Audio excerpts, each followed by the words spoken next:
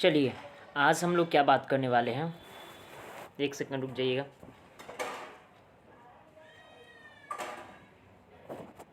चलिए चलिए आज हम लोग क्या देखने वाले हैं। आज हम लोग देखने वाले हैं hormones of heart, kidney and GIT. यानी हम लोग जैसा कि एक बार फिर से रिकॉल कर दे, इतने समय तक थोड़ा टाइम नहीं मिल पा रहा था, शेड्यूल बिजी था, इसलिए आज हम लोग देखने वाले क्या है।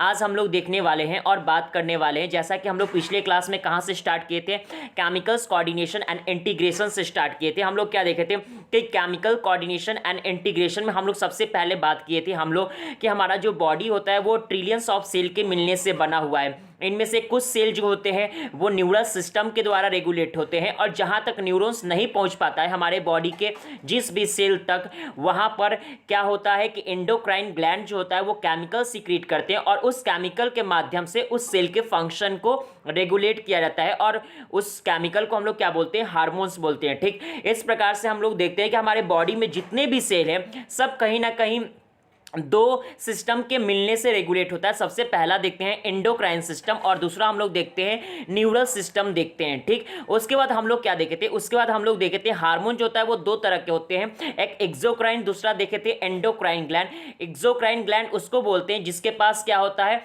कि जिसके पास अगर बात करें तो डक्ट होता है, उसको बोलते हैं एक्सोक्राइन ग्लैंड, और ये अपना सिक्रीशन जो होता है डायरेक्टली ब्लड में ना रिलीज करके ये डक्ट के थ्रू अपना सिक्रीशन को ब्लड में रिलीज करता है, जबकि एंडोक्राइन ग्लैंड उस ग्लैंड को बोलते थे जो कि अपने सिक्रीशन को डायरेक्टली रिलीज करते थे ब्लड में, जिनके पास डक्ट नहीं होता है, यानी डक्टलेस ग्लैंड को एंडोक्राइन ग्लैंड बोलते हैं। ठीक, उसके बाद फिर हम लोग क्या देखे थे कि दो डेफिनेशन देखे थे हार्मोन्स का। एक तो ओल्ड डेफिनेशन के अनुसार यह माना जाता था कि हार्मोन उसको बोलते हैं जो एंडोक्राइन ग्लैंड के द्वारा सिक्रीट हो और ये इंटरसेलुलर मैसेंजर की तरह काम करता हो, उसको हम लोग क्या बोलते हैं, उसको हम लोग बोलते हैं हार्मोन। ठीक, लेकिन जब नया डेफिनेशन आया तो नया डेफिनेशन में कहीं भी ऐसा नहीं लिखा हुआ था कि हार्मोन केवल उसी को बोलेंगे जो एंडोक्राइन ग्लैंड से निकलता है, ऐसा कहीं नहीं लिखा हुआ था।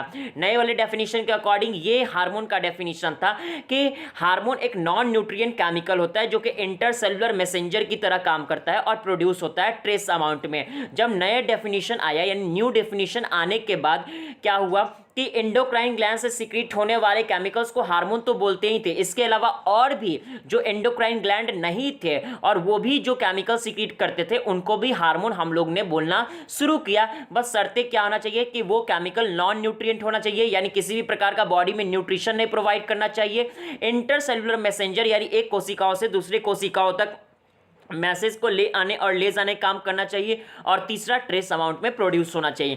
उसके बाद हम लोग देखें कि इनवर्टिब्रेट के पास सिंपल एंडोक्राइन सिस्टम होता है जहां पर एक या दो केमिकल हार्मोन्स की तरह रोल प्ले करते हैं, जबकि वर्टिब्रेट में अगर बात करें तो वर्टिब्रेट में काफी डेवलप टाइप के एंडोक्राइन ग्लैंड होते हैं जहां पर कई सारे केमिकल हार्मोन की तरह रोल प्ले करते हैं। उसके बाद हम लोग पढ़ते हैं एंडोक्राइन सिस्टम के बारे में ह्यूमन के। तो सबसे पहले हम लोग देखते हैं एंडोक्राइन सिस्टम दो पार्ट के मिलने से बनता है, एक तो एंडोक्राइन ग्लैंड या दूसरा नॉन एंडोक्राइन ग्लैंड या डिफ्यूज टिश्यू और सेल। पिछले क्लास में हम लोग बात किए थे एंडोक्राइन ग्लैंड जो होता है उनमें हम लोग देखे थे पीपीटीए, पीपीटीजी, यानी कौन कौन था, तो हम लोग देखे थे कि पीपीटीए से हो गया आपका पैराथायरॉइड, इसके अलावा अगर बात करें तो pancreas, thymus, adrenals, pituitary, pineal, thyroid और गोनेडोट्रोफिन, ये आपका 8 एंडोक्राइन ग्लैंड था। इसके अलावा डिफ्यूज टिश्यू और सेल का अगर बात करें तो डिफ्यूज टिश्यू और सेल में आपका कौन कौन था, तो डिफ्यूज टिश्यू और सेल में आपका था GIT, gastrointestinal tract, liver, kidney और हार्ट था। ठीक, यहां तक हम लोग देखे थे। फिर उसके बाद हम लोग क्या देखे थे, हम लोग एक एक करके एंडोक्राइन ग्लैंड के बारे में पढ़ना शुरू किए थे। ठीक, तो एंडोक्राइन ग्लैंड में सबसे पहले हम लोग समझे थे हाइपोथैलेमस। हाइपोथैलेमस क्या होता है, बेसल पार्ट होता है डायनसेफेलॉन का। हम बताए थे कि डायनसेफेलॉन किसको बोलते हैं, तो थैलेमस और हाइपोथैलेमस को एक साथ डायनसेफेलॉन बोलते हैं, और ये दोनों कहाँ होता है, फोर ब्रेन का पार्ट होता है। फोर ब्रेन में 3 पार्ट होता है, कौन कौन, तो सबसे पहला होता है आपका सेरिब्रम, थैलेमस, हाइपोथैलेमस। इनमें से थैलेमस और हाइपोथैलेमस को क्या बोलते हैं, डायनसेफेलॉन। तो थैलेमस कहां पर प्रेजेंट हो, सॉरी हाइपोथैलेमस कहां पर होता है, थैलेमस के नीचे, तो इसलिए बोला गया है कि hypothalamus is the basal part of diencephalon of forebrain. आ रहा बात समझने। फिर हम लोग क्या बात किए थे कि हाइपोथैलेमस में ही क्या होता है कि ग्रुप ऑफ न्यूरोसिक्रेटरी सेल होता है। बताया था कि वो न्यूरॉन जो सिक्रीट करता है किसी केमिकल को उसको बोलते हैं न्यूरोसिक्रेटरी सेल, और इनके ग्रुप को क्या बोलते हैं, न्यूक्लियाई। इन केमिकल को हम लोग क्या बोलते हैं, इन केमिकल को हम लोग बोलते हैं हाइपोथैलेमिक हार्मोन। ये हाइपोथैलेमिक हार्मोन जो होता है ये कहाँ तक पहुंचता है, तो ये पहुंचता है आपके पिट्यूटरी ग्लैंड के पास से, या तो पोर्टल सर्कुलेटरी सिस्टम के मदद से या फिर डायरेक्ट न्यूरॉन्स के द्वारा पहुंचता है। आ रहा बात समझे। हम लोग देखे थे कि एडिनो हाइपोफाइसिस और न्यूरो हाइपोफाइसिस, एडिनो हाइपोफाइसिस जो था वो पोर्टल सर्कुलेटरी सिस्टम के द्वारा रेगुलेट होता था, जबकि अगर बात करें न्यूरो हाइपोफाइसिस या पार्स नर्वोसा वहां पर वो रेगुलेट होता था डायरेक्ट, अगर बात करें तो डायरेक्ट वो हाइपोथैलेमिक न्यूरॉन्स के द्वारा रेगुलेट होता था, यानी उसका कनेक्शन डायरेक्ट हाइपोथैलेमिक न्यूरॉन से जुड़ा हुआ था। ठीक, उसके बाद हम लोग क्या बात करते हैं कि उसके बाद हम लोग नेक्स्ट पेज में देखे थे कि पिट्यूटरी ग्लैंड एक बोनी कैविटी में होता है जिसको बोलते हैं सीला टर्सिका। ये जो आपका सीला टर्सिका होता है अटैच होता है हाइपोथैलेमस से एक स्टॉक के थ्रू जिसको बोलते थे इनफंडिबुलम। उसके बाद हम लोग देखते थे कि एनाटॉमिकली सीला टर्सिका दो पार्ट में डिवाइड होता है, एडिनो हाइपोफाइसिस, न्यूरो हाइपोफाइसिस। फिर एडिनो हाइपोफाइसिस फिर फर्दर दो पार्ट में डिवाइड होता है, पार्स डिस्टेलिस और पार्स इंटरमीडिया। पार्स डिस्टेलिस को एंटेरियर पिट्यूटरी, पार्स इंटरमीडिया होता था। पार्स डिस्टेलिस था या एंटेरियर पिट्यूटरी ये 6 हार्मोन प्रोड्यूस करते थे। कौन कौन, तो देखेंगे हम लोग एसीटीएच एडिनोकॉर्टिकोट्रोपिक हार्मोन, थायराइड हार्मोन, इसके अलावा हम लोग देखे थे प्रोलैक्टिन हार्मोन, फिर हम लोग देखे थे प्रोलैक्टिन हार्मोन के बाद हम लोग देखे थे एफएसएच, फिर हम लोग क्या देखे थे, फिर हम लोग देखे थे एफएसएच के बाद फिर हम लोग देखे थे एलएच देखे थे। आ रहा बात समझ में, तो ये सब हम लोग देखे थे। ठीक, इसके बाद हम लोग क्या देखे थे, हम लोग देखे थे कि आपका इसके बाद हम लोग देखे थे कि जो हमारा अगर बात करें पार्स इंटरमीडिया था तो वो 2 हार्मोन सिक्रीट कर रहा था। कौन कौन, तो पहला एक तो सिक्रीट कर रहा था, सॉरी पार्स इंटरमीडिया केवल एक हार्मोन सिक्रीट करता था और वो कौन सा हार्मोन था, वो आपका था melanocyte stimulating hormone. Pars nervosa जो था वो 2 हार्मोन सिक्रीट करता था, ऑक्सीटोसिन और वैसोप्रेसिन सिक्रीट करता था। ठीक, उसके बाद हम लोग सबसे पहले क्या देखे थे, उसके बाद हम लोग सबसे पहले हम लोग देखे थे कि ग्रोथ हार्मोन, ग्रोथ हार्मोन के अधिक, अच्छा एक बात और भूल के, ग्रोथ हार्मोन भी एंटेरियर पिट्यूटरी से ही सिक्रीट होता था। ठीक, तो ग्रोथ हार्मोन का अधिक सिक्रीशन होने कारण क्या होता था, आपका जिजेंटिज्म का केस होता था, यानी लंबाई काफी बढ़ जाता है और कम सिक्रीशन के कारण पिट्यूटरी ग्लैंड से डॉर्फिज्म का केस होता था। ठीक, एक बार जल्दी जल्दी रिकॉल करें इसलिए कुछ छूट जा रहा है तो बाद में भी बोल देंगे। ठीक, तो क्या होता था, डॉर्फिज्म का केस देखने को मिलता था। ठीक, इसके अलावा अगर हम लोग बात करें तो इसके बाद हम लोग क्या देखते थे कि जब मिडिल एज में सिक्रीशन होता था ग्रोथ हार्मोन का तो उसको हम लोग क्या बोलते थे, उसको बोलते थे एक्रोमेगेली, जहां पर फिगर जो होता था डिसफिगर हो जाता था और इसमें व्यक्ति की समय, इसमें व्यक्ति को अगर नहीं मालूम चल पाने के कारण मौत भी हो जाता था, इन प्री मैच्योर डेथ भी देखने को मिलता था समय से पहले।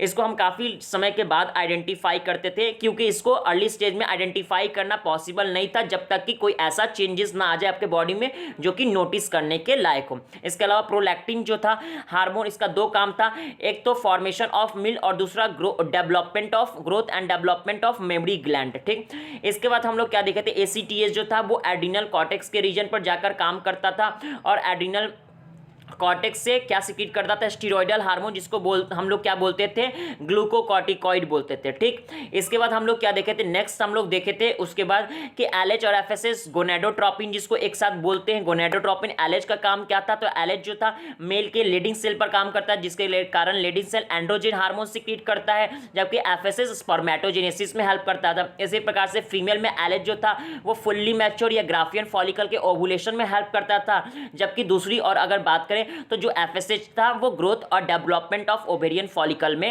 हेल्प करता था। ठीक, उसके बाद फिर हम लोग क्या देखे थे, उसके बाद हम लोग देखे थे कि मिलेनोसाइट स्टिम्युलेटिंग हार्मोन जो था जो कि पार्स इंटरमीडिया से सिक्रीट होता था वो आपके आकर मिलेनोसाइट सेल पर काम करता था जहां से मिलानिन पिगमेंट सिक्रीट होता था जो कि रेगुलेट करता था बॉडी के पिगमेंटेशन को, यानी कलर को रेगुलेट करता था। जितना अधिक मिलानिन उतना अधिक डार्क, जितना कम मिलानिन उतना कम डार्क बॉडी का कलर होगा। ठीक, उसके बाद फिर हम लोग क्या देखे थे, उसके बाद हम लोग देखे थे कि आपका जो अगर बात करें उसके बाद हम लोग देखे थे कि जो पार्स नर्वोसा था या पोस्टीरियर पिट्यूटरी था वो कोई भी हार्मोन सिक्रीट नहीं करता था, वो हाइपोथैलेमिक हार्मोन को ही स्टोर करता है और फिर आगे उसको ट्रांसफर कर देता था। 2 हार्मोन सिक्रीट करता था, ऑक्सीटोसिन, वैसोप्रेसिन। ऑक्सीटोसिन का काम क्या होता है कि मिल्क का इंजेक्शन करवाना और स्मूथ मसल में कॉन्ट्रैक्शन करना during the delivery of child. और दूसरा हम लोग क्या देखते थे, दूसरा हम लोग देखते थे वैसोप्रेसिन का काम होता है या इसी को एडीएच भी बोलते हैं, एंटी डायूरेटिक हार्मोन। ये वाटर का रीअब्जॉर्प्शन करता था और इलेक्ट्रोलाइट का from later part of tubule that is DCT से। ठीक, जिसके कारण वाटर का लॉस होने से रुकता था। ठीक है, और जब वाटर का लॉस होने लगता है, जब एडीएच का कम सिक्रेशन होता है तो उसके कारण वाटर का लॉस होने लगता है, यानी यूरिन के थ्रू। देखते होंगे कुछ लोग बार बार यूरिन जानने लगते हैं, यूरिनेशन करने का मन करता है जब वाटर का यूरिनेशन होने लगता है, जिसके कारण क्या होता है, वाटर का बॉडी से लॉस होता है और इसके कारण बॉडी डिहाइड्रेट हो जाता है। और इसी को क्या बोलते हैं, इसी को डायूरेसिस बोलते हैं, ठीक। और इस बीमारी का नाम हम लोग देखते हैं डायबिटीज इंसिपिटस। क्या बोलते हैं, डायबिटीज इंसिपिटस। तो एडीएच की कमी के कारण कौन सा बीमारी होता था, डायबिटीज इंसिपिटस, ठीक। उसके बाद देखते थे पिनियल ग्लैंड। पिनियल ग्लैंड हमारे फोर ब्रेन के डॉर्सल साइड्स प्रेजेंट होता है। ये सिक्रीट करता है मेलाटोनिन हार्मोन। मेलाटोनिन हार्मोन का काम क्या होता है, तो एक तो 24 आवर रिदम यानी सर्काडियम रिदम को मेंटेन करना, दूसरा बॉडी के टेम्परेचर को। इसके अलावा और भी 4 काम करते थे जिसको हम शॉर्ट में याद करवाए थे, एमपीएमडी, यानी कि मेटाबॉलिज्म, पिगमेंटेशन, मेंस्ट्रुअल साइकिल और डिफेंस कैपेबिलिटी को भी ये देखरेख करते थे, यानी उसको भी रेगुलेट करने का काम करते थे, ठीक। उसके बाद फिर क्या देखे थे, थायराइड ग्लैंड। थायराइड ग्लैंड जो होता है वो दोनों साइड ट्रैकिया के प्रेजेंट था, जिसमें बहुत सारे क्या थे, थायराइड ग्लैंड में दोनों साइड ट्रैकिया के प्रेजेंट थे, जिसमें बहुत सारे फॉलिकल थे और स्ट्रोमल टिश्यू से बना हुआ था। फॉलिकल क्या था, तो एक इंक्लोजिंग कैविटी होता है, ठीक है, जो कि 2 हार्मोन सिक्रीट करता था, T3 और T4। और इसी T3 और T4 को एक साथ हम लोग क्या बोलते हैं, T3 और T4 को हम लोग बोलते हैं थायराइड हार्मोन बोलते हैं। T3 को बोलते हैं ट्राई आइडोथायरोनिन और T4 को बोलते हैं टेट्रा आइडोथायरोनिन, या इसी का नाम है थायरॉक्सिन, ठीक। होता क्या है कि इनके सिक्रीशन के लिए आयोडीन का इंपॉर्टेंट रोल होता है। होता क्या है कि जब आपके पिट्यूटरी ग्लैंड से जब पिट्यूटरी ग्लैंड से TSH रिलीज होता है, थायराइड स्टिम्युलेटिंग हार्मोन, तो वो आकर एक्ट करता है थायराइड ग्लैंड पर, जिसके कारण थायराइड ग्लैंड से प्रोड्यूस क्या होता है, थायराइड हार्मोन प्रोड्यूस होता है। और वो किसके प्रेजेंस में, आयोडीन के प्रेजेंस में बनता है, ठीक। जब आयोडीन का कमी होता है तो क्या होता है कि थायराइड हार्मोन नहीं बन पाता है, जिसको हम लोग बोलते हैं हाइपोथायरॉयडिज्म। और हाइपोथायरॉयडिज्म के केस में थायराइड हार्मोन का सिक्रीशन कम हो जाता है। आ रहा बात समझ में, जिसके कारण हम लोग देखते क्या थे, हम लोग देखते थे गॉइटर एक बीमारी होता था जहां पर स्वेल कर जाता था, जिसको घेंगा रोग भी बोलते हैं। उसके बाद हम लोग क्या देखते थे कि जो प्रेग्नेंट वुमेन थी उसमें जो बच्चा था उस पर भी इफेक्ट देखने को मिलता था। उनका मेंटल रिटार्डेशन, क्रिटिनिज्म यानी एबनॉर्मल स्किन देखने को मिलता था, डेफ, म्यूचिज्म, स्टंटेड ग्रोथ रुक जाता था, डेवलपमेंट ब्रेन का उतना अच्छे से नहीं हो पाता था। इसके अलावा मेंस्ट्रुअल साइकिल इरेगुलर हो जाता था अडल्ट वुमेन में, ठीक। कुछ ऐसा भी देखे थे जहां पर क्या होता, थायराइड हार्मोन अधिक सिक्रीशन होने लगता था, जिसको हाइपरथायरॉयडिज्म बोलते थे। और हाइपरथायरॉयडिज्म के कारण हम लोग क्या देखते थे, तो इसके कारण एक डिजीज हम लोग देखते थे जिसको बोलते थे एक्सोप्थेल्मिक गॉइटर, या इसी का दूसरा नाम था ग्रेव्स डिजीज, जिसमें क्या होता है कि आपका मेटाबॉलिज्म रेट फास्ट हो जाता है, बॉडी का वेट लॉस होने लगता है, आईबॉल जो होता है वो आपका अगर बात करें तो प्रोट्यूज हो जाता है, यानी उभरा हुआ बाहर की तरफ निकला हुआ दिखाई देता है। इसके अलावा यहाँ भी इसमें भी क्या होता था, गॉइटर देखने को मिलता था, ठीक। इसके अलावा हम लोग देखे थे थायराइड हार्मोन का क्या क्या, थायराइड ग्लैंड का क्या क्या काम होता है। तो सबसे पहला बेसल मेटाबॉलिक रेट को रेगुलेट करता था। इसके अलावा अगर बात करें तो वाटर इलेक्ट्रोलाइट को रेगुलेट करता था, ब्लड के फॉर्मेशन में हेल्प करता था। और इसके अलावा बात करें तो आपका प्रोटीन, कार्बोहाइड्रेट और फैट्स के भी मेटाबॉलिज्म में कहीं ना कहीं रोल प्ले करता था। इसके अलावा इससे एक हार्मोन सिक्रीट होता था जो कि पेप्टाइड नेचर का था, यानी प्रोटीनेशियस नेचर का, जिसको थायरोकैल्सिटोनिन बोलते थे, जो कि ब्लड में कैल्शियम लेवल को मेंटेन रखता था। आ रहा बात समझ। इसके बाद देखते हैं कि थायराइड के पीछे पाराथायरॉइड ग्लैंड होते हैं। पाराथायरॉइड ग्लैंड से पाराथायरॉइड हार्मोन सिक्रीट होता है जो कि पेप्टाइन नेचर का होता है। ये पाराथायरॉइड हार्मोन जो होता है उसका काम होता है कि ब्लड में कैल्शियम लेवल को बढ़ाना, इसलिए इसको हाइपरकैल्सिमिक हार्मोन भी बोलते हैं। और थायरोकैल्सिटोनिन का काम क्या था कि ब्लड में बढ़ जाता है जब कैल्शियम लेवल को, तो उसको घटाना। और इस तरह से देखते थे दोनों एंटागोनिस्टिक वे में काम करते थे। आ रहा बात, एक दूसरे के एंटागोनिस्टिक थे और इस प्रकार से ब्लड में कैल्शियम लेवल को मेंटेन करने का काम करते थे, ठीक। उसके बाद फिर क्या देखे थे, थाइमस देखे थे। थाइमस में क्या होता है, लोब जैसा स्ट्रक्चर होता है, आपके ये स्टर्नम के नीचे होता है and dorsal side of aorta, ठीक। उसके ये एक हार्मोन सिक्रीट करता था जिस हार्मोन का नाम क्या था, थाइमोसिन। थाइमोसिन का काम क्या था कि एक तो टी लिम्फोसाइट का डेवलपमेंट और मैचुरेशन करना, इसके अलावा एंटीबॉडी के प्रोडक्शन में हेल्प करना। हम लोग देखते थे कि जैसे जैसे लोग ओल्ड होते हैं वैसे वैसे थाइमस का साइज रिड्यूस होता है, जिसके कारण थाइमोसिन का प्रोडक्शन घट जाता है और एंटीबॉडीज जो होता है वो अच्छे से नहीं बन पाता है। इसलिए लोग समय के साथ साथ उनका इम्यून सिस्टम क्या होने लगता है, वीक होने लगता है। ये सब हम लोग बात किए थे। उसके बाद फिर हम लोग कहाँ देखे थे, फिर हम लोग इसके बाद हम लोग पढ़े थे आपका, अगर बात करें एड्रिनल ग्लैंड किडनी के ऊपर होता है, इसके दो रीजन थे, एक तो कॉर्टेक्स मेडुला, किनारे वाले पार्ट को कॉर्टेक्स, बीच वाले को मेडुला बोलते थे, ठीक। उसके बाद फिर क्या देखे थे, कॉर्टेक्स मेडुला जो दो हार्मोन सिक्रीट करता था, एपिनेफ्रिन या नॉर एपिनेफ्रिन, इसी का दूसरा नाम था एड्रिनलिन और नॉर एड्रिनलिन। इसका काम क्या था, इसको फ्लाइट और फाइट हार्मोन भी बोलते थे,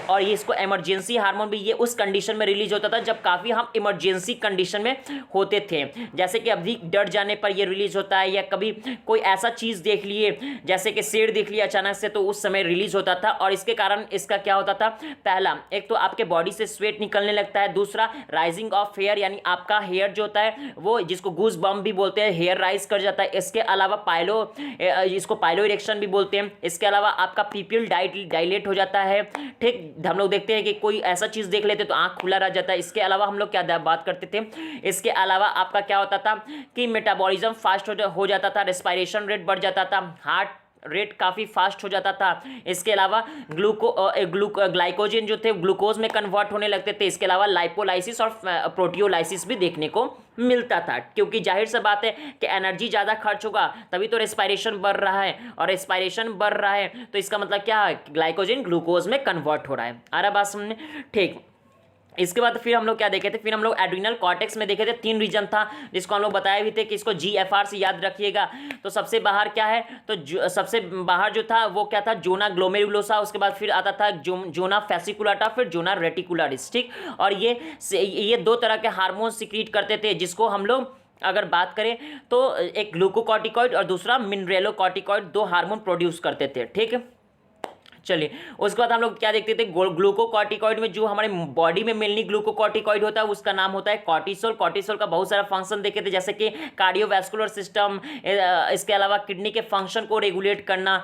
इसके अलावा हम लोग देखे थे कि ये ग्लूकोनियोजेनेसिस करवाता है। इसके अलावा ये क्या करता है, इनहिबिट कर देता है अपटेक ऑफ अमीनो एसिड के अपटेक को सेल के द्वारा इनहिबिट कर देता है। इसके अलावा ये एंटी इन्फ्लेमेटरी रिएक्शन प्रोड्यूस करता है और इम्यून रिस्पॉन्स को भी सप्रेस करने का काम करता था। इसके अलावा मिनरेलोकॉर्टिकॉइड का काम क्या था, वाटर और इलेक्ट्रोलाइट को बैलेंस करना या रेगुलेट करना, इसका काम था। मिनरेलोकॉर्टिकॉइड का एग्जांपल क्या था, एल्डोस्टेरोन, ठीक। उसके बाद हम लोग देखे थे कुछ सेक्सोकॉर्टिकॉइड भी रिलीज होता था, जैसे एंड्रोजेनिक स्टेरॉइड, जिसके कारण हम लोग देखते थे एक्सियल और प्यूबिक हेयर का ग्रोथ होता था प्यूबर्टी के दौरान, ठीक। इसके बाद फिर हम लोग ये सब देखने के बाद फिर हम लोग पैनक्रियाज पढ़े थे। पैनक्रियाज में दो पार्ट होता है, एक्सोक्राइन, एंडोक्राइन। एक्सोक्राइन पार्ट के सेल को सेल ऑफ एसिनाई बोलते हैं, और एंडोक्राइन पोर्शन के सेल को आइलेट ऑफ लैंगरहैंस। ये जो थे ये 1 से 2% थे, जो कि 1 से 2 मिलियन थे, ठीक। इसका 99 से 98% पार्ट जो होता है पैनक्रियाज में वो एक्सोक्राइन पार्ट होता है, ठीक। ये दो तरह के सेल थे, alpha cell, beta cell. Alpha cell glucagon secrete करता था, बीटा सेल अगर बात करें तो इंसुलिन सिक्रीट करता था, ठीक।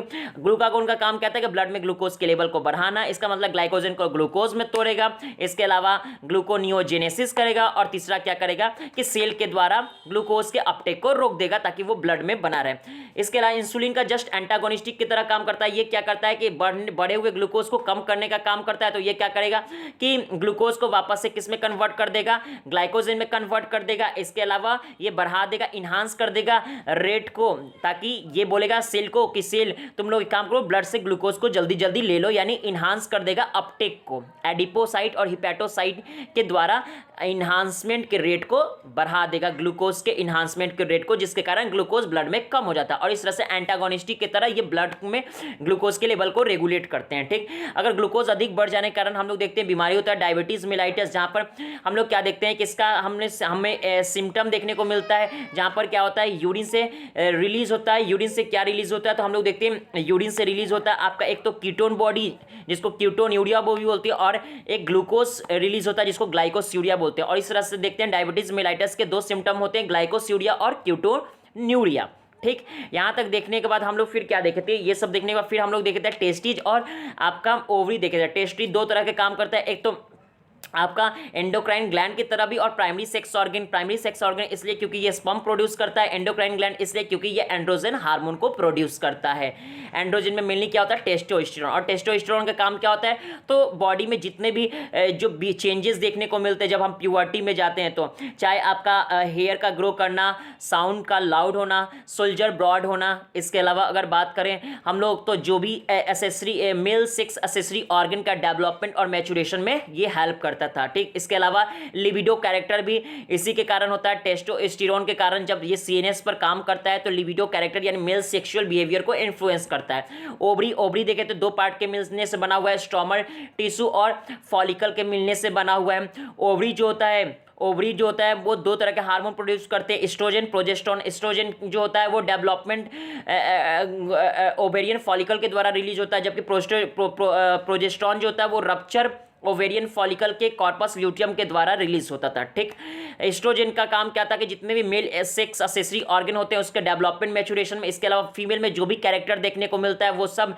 चाहे हाई पिच ऑफ वॉइस हो गया, इसके अलावा अगर बात करें तो हेयर का ग्रोथ हो गया, ये सब जो होता है ये सब आपके एस्ट्रोजन के कारण देखने को मिलता है। प्रोजेस्टेरोन का काम क्या होता है, तो प्रोजेस्टेरोन जो होता है एक तो मिल्क के फॉर्मेशन में ये भी हेल्प करता है, और दूसरा एल्ब्यूलाई के फॉर्मेशन में प्रोजेस्टेरोन का हेल्प करता है, मेमोरी ग्लैंड में एल्ब्यूलाई के फॉर्मेशन में।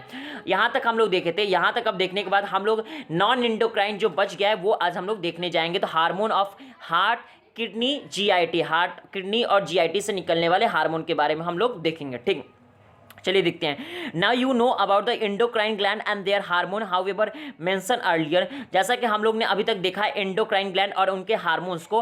Hormone are also secreted by some tissue. Hormone जो होता है वो कुछ टिश्यू के द्वारा भी सीक्रेट होता है जो कि एंडोक्राइन ग्लैंड नहीं होती है, और इनको क्या बोलते हैं, डिफ्यूज टिश्यू या सेल भी बोलते हैं, या नॉन एंडोक्राइन ग्लैंड भी बोलते हैं। जैसे कि for example arterial wall of our heart, हमारे हार्ट में सबको मालूम है दो चैम्बर होता है, एक आर्टिया और वेंट्रिकल। तो जो आर्टिया का वॉल होता है वो सीक्रेट करता है एक हार्मोन जो पेप्टाइड नेचर का होता है जिसको बोलते हैं ANF, आर्टियल नाट्रियूरेटिक फैक्टर। इसका काम क्या होता है कि ये आपके ब्लड वेसल्स को डायलेट करता है, डायलेट मतलब चौड़ा करता है, जिसके कारण ब्लड प्रेशर क्या होता है, डिक्रीज हो जाता है। सबको मालूम है कि pressure is equal to force upon area. जब एरिया बढ़ाएंगे तो प्रेशर क्या होगा, कम होगा।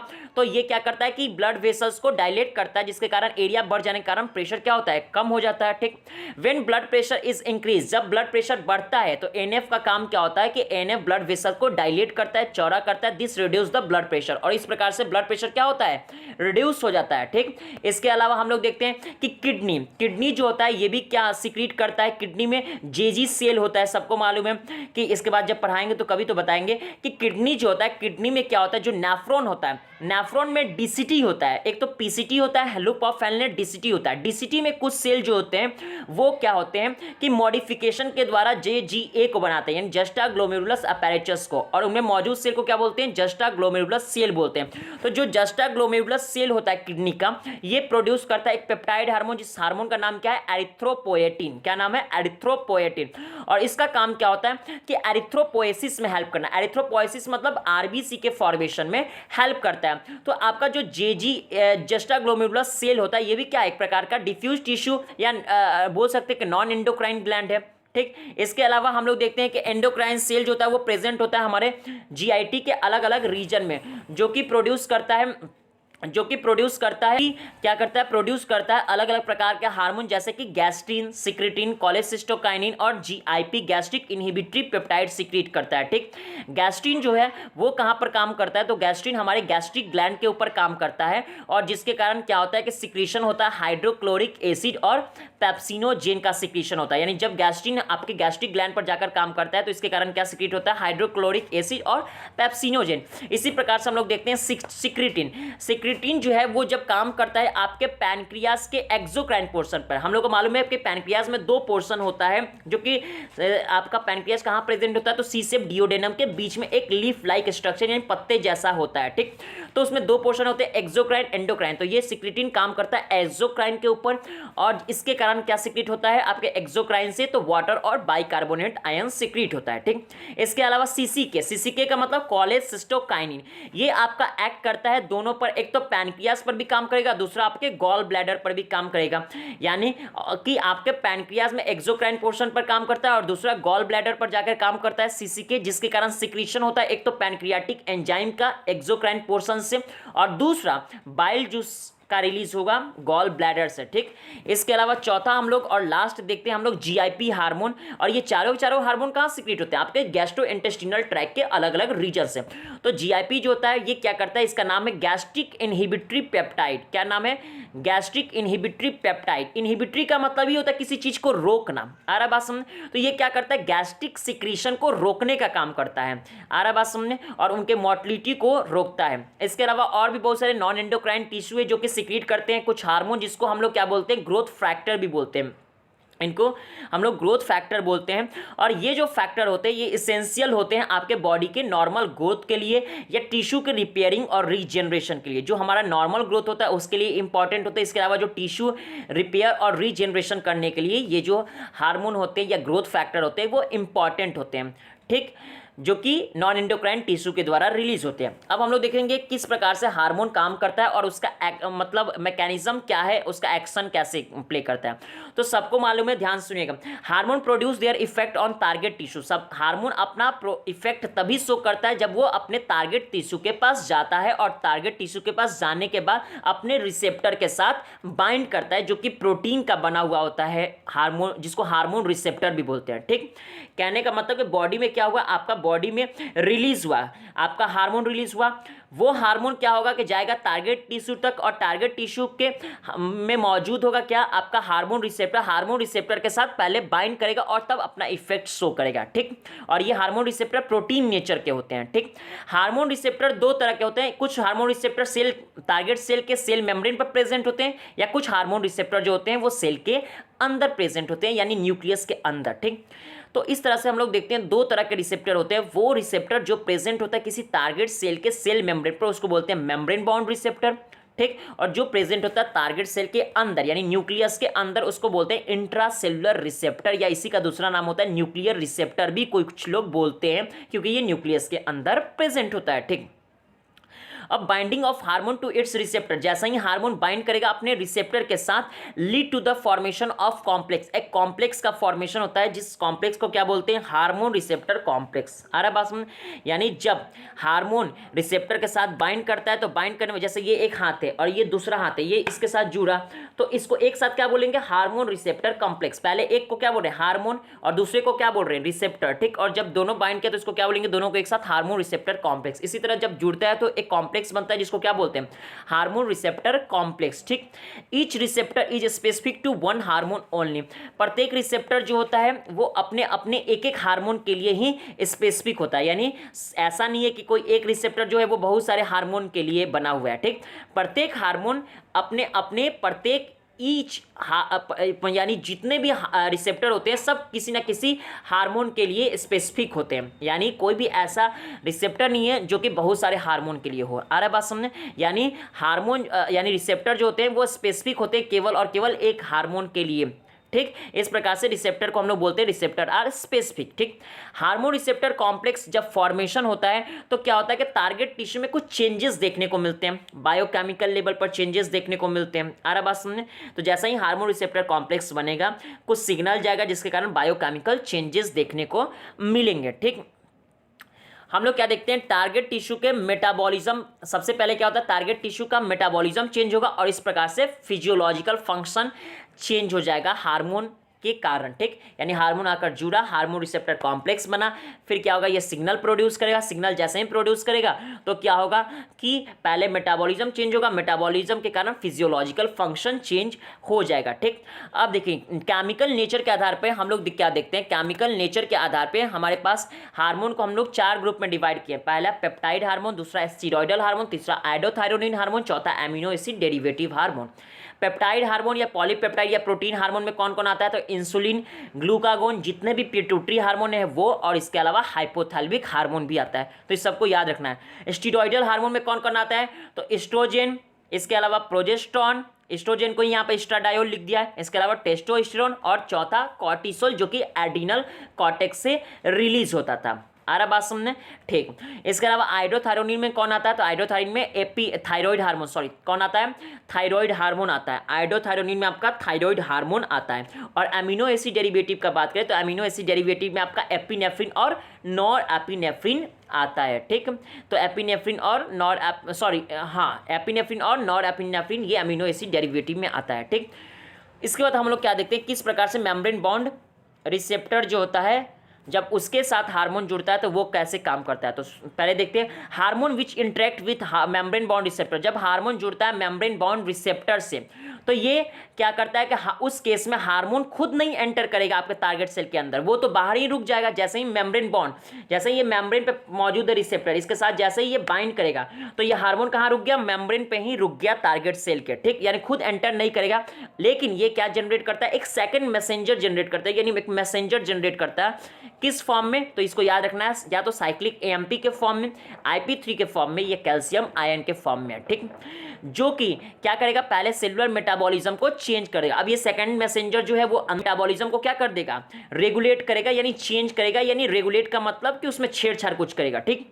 हार्मोन विच इंटरेक्ट विथ, अब हम लोग देखेंगे जो हार्मोन इंटरेक्ट करता है यानी जुड़ता है इंट्रासेलुलर रिसेप्टर से। इंट्रासेलुलर मतलब जो सेल के अंदर रिसेप्टर होता है, जब उसके साथ हार्मोन जुड़ता है तो वो उस केस में कैसे वो चेंज करता है फंक्शन को, ठीक। तो जब हार्मोन, अच्छा पूछेगा कि ये क्या हार्मोन एंटर करता है सेल के अंदर, तो हाँ, क्योंकि यहाँ पर मेम्ब्रेन रिसेप्टर कहाँ प्रेजेंट, न्यूक्लियस के अंदर, इसलिए ये आपका हार्मोन सेल के अंदर जाता है। तो कौन सा हार्मोन सेल के अंदर एंटर करता है, तो हम लोग क्या बोलेंगे, वो हार्मोन जो जुड़ता है इंट्रासेलुलर रिसेप्टर के साथ। और इसका एग्जाम्पल कौन कौन हो गया, तो स्टीरॉयडल हार्मोन और आइडोथायरोनिन। तो ध्यान में रखना, स्टीरॉयडल हार्मोन और आइडोथायरोनिन के जितने भी एग्जाम्पल है सब के सब कैसे हैं, तो सब के सब इंट्रासेलुलर रिसेप्टर, सब के सब हार्मोन जो है वो इंट्रासेलुलर रिसेप्टर के साथ बाइंड करता है या फिर न्यूक्लियर रिसेप्टर के साथ बाइंड करता है। आ रहा बात समझ।